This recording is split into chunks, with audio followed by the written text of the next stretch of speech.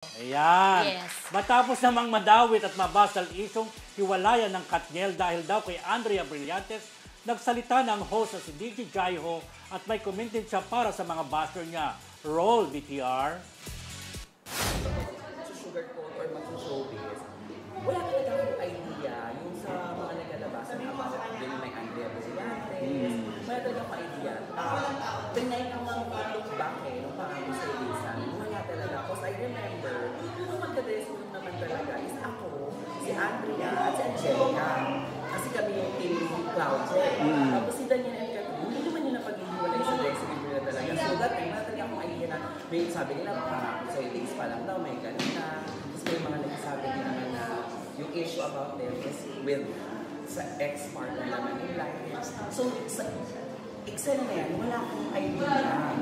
Pero sa about sa Himalayan, wala naman akong idea talaga na may gano'n. Yes, may mga nakakapansin nga na walang mga photos, mga ganyan. Pero I remember, nung a very good year na premiere, si DJ nasa Spain to shoot for Endeavor. So ginawa ng issue din yun, wala si Kat. Tapos parang ako, sabi ko, aware ako kasi alam ko na doon si Maggie, yung kapatid, si JC, alam ko din si Carmela. Tapos usap ko naman si Ma'am Shikarla back yung time na yun, a very good girl. Hindi naman ang natanggit sa akin na, Ma'am Shikarla, wala nga ba si DJ? Back lagi ba nga nasa Emperador kasama si Narayan, Ate Abby, si Makuya to, wala idea. Hanggang ng ball, ang umin ako ng ball, yung issue yung sa pagkakot ng solo. Hindi sabay, oo. Parang ang sabi naman sa akin, kasi ba magkakasama kami sa holding area kami sa labas red carpet. Parang hindi lang naman sila yung talagang alagaan nila kung na lumakap ng solo-solo to show this weather out. Kasi after ng solo nila, diba, pinagdikit naman sila eh. Nagdikit naman na nagsama, same labor yung sila. Kasi diba, na natin. Hindi naman, siguro mature na sila, hindi na kailangan na dapat lagi all time, hindi magkakasama. Yung mga tao ngayon, because of the social media, sobrang ano sila, sobrang FBI ang level na maraming beses na hindi naman talaga yung artist na blind item. So kung willing nila yun, yun yung kino-comment nila. Tapos syempre, di ba alam niyo po, na pag sa blind item, you cannot defend or you cannot comment on a blind item because ibig sabihin, kino-confirm mo yung blind item. So parang eksena, even hindi sa akin yung galing yung salita ng blind item, ako yung ginagawin, but daw hindi ko pinagtatanggol. But may pagtatanggol, segment yun. And I just want to inform everybody na yung mga blind items sa amin, sa show namin, hindi namin siya napag-uusapan before kami mag-shoot. Hashtag lang yung sinasabi namin, tapos kanya-kanyang bahay na yun. So parang wala akong idea sa mangyayari. Tapos parang bakit ako yung dinadawit? Anong kinalaman ko? So medyo off lang kasi mabot sa point na mamatay na daw yung nanay ko, mamatay na daw ako yung mga ganun. So hindi ko na kung sobrang sad or something. It's just that gusto ko lang yung pumatol kasi ngayon parang na diba, parang hindi ka na pwede yung matahimik lang. Kailangan mo rin Pagtanggol yung sarili mo. Ayan, si DJ Jaiho sa Marisol Academy. Ayan. Pero wala na yata siya dun sa...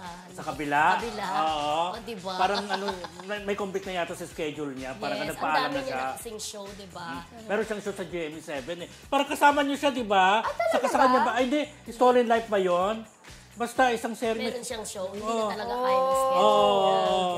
Actually, hindi lang si Jaiho, pati si OG Diaz ang binabash talaga ng mga netizen nung lumabas ang issue talaga ng Andrea Brillantes, Catherine Bernardo, and Daniel Padilla. And di ba, recently nga nag-apologize si OG Diaz dahil grabe talaga, hindi siya tinatantanan. Silang dalawa ni Jaiho nagte-trending. OG Diaz, fake news peddler. DJ Jaiho, sinungaling. Di ba ganyang may mga trending na Pero di ba sinasabi nga ni DJ Jaiho, wala siya doon sa programa nung time na yun eh. Pero nadadawit pa rin siya. Nadadawit siya kasi nasubaybayan din ng mga netizens kasi yung mga blind item kasi ni DJ Jaiho. Sabi nga niya, kapag ka blind item, di ba, hindi naman ibig sabihin yung Yun na yun. Yun na yun. Correct, Kaya correct. nga blind item eh, Nasundan pa nung nagka-issue si Richie. Di ba? Binabasa niya yung text sa kanya ni Richie. Tapos binabasa niya yung chat sa kanya ni Andrea. Tapos napunta na naman sa issue nito. Parang feeling nila yung napagbiskitahan itong si Jai. Oh. Kaya yon. So nagalit yung mga fans ng Katniel. Kasi grabe naman kasi yung mga fans ng Katniel. Sobrang loyal nila dun sa pairing na yun. So lahat siguro ng nakikita nilang nakakaharang dun sa love team. Binabash, hinaharas. Pero alam mo, sabi ni Jaiho, nung panahon ng pangako sa'yo, na kung saan sama-samang Katniel, di ba, bilang Katniel dyan, wala namang daw wala namang siyang nararamdaman na may something kina Andrea at kay Daniel. Kasi ang bata pa. Bata-bata pa naman ni Andrea that time eh. Oo. Ganito kasi ang pinag-ugatan niya na, kasi yung sige. iba, baka kasi hindi alam bakit may something kay Andrea at kay Katniel. Naging close po yung dalawa dahil naging magkapatid sa seryeng Pangako Sa'yo. But at that time, bata pa si Andrea. Correct, ayun. Parang magkuya talaga. Ayan. So parang na-connect yun na Hindi ko nga alam bakit nagkaroon ng connection yun eh. Huwag kuya, ganon. Oo. Charot. Hindi ko alam.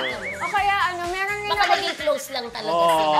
nabibigyan ng Tsaka kulay, di ba? Kasi minsan ang closeness ng mga artista hindi nagtatapos sa show lang eh. Oo, may ganyan. After the show, Mismo. diba, may mga Mismo. friendship na Tsaka nandiyan pa rin. ang laki na ng itinanda ni Andrea mula dun sa serye na yun. Pangako. So baka ngayon, matanda na siya, meron na siyang agency to go after whoever she wants. So baka yung feelings, kung meron man, baka yung feelings niya na nararamdaman to whomever ngayon, baka wala talaga dati kasi bata pa siya.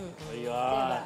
Tsaka rin I think kaya rin nagsispekulate yung mga tao about yung kay Andrea tsaka kay Daniel. Kasi parang yung si Andrea tsaka si Catherine, hindi na sila nagpa-followan sa Instagram. Oo. So yung mga tao, hala, ba't hindi na sila nagpa-followan? Ba't sila nag-unfollow? May away ba? Kaya yun doon yung nag-a-assume sinasabi yung natin, mga diba? tao. Yun. Although, hindi naman talaga sila close. Hindi natin sila kilalang close. Oo, hindi tayo pwede Iba yung mag-assume iba yung set of friends ni, sa bagay sa age gap din kasi parang mismo. 5 to 6 years ang age gap. iba. Minsan kung sino yung magkakaedad, yun talaga ang magbe-best friend, di ba? Mismo. So iba yung group of friends ni Andrea, iba si Catherine. So hindi siguro talaga sila naging close. Correct. Yes. Yes, Salome. Yun, sana mag-ingat tayo sa mga assumption natin moving forward. Correct. Correct.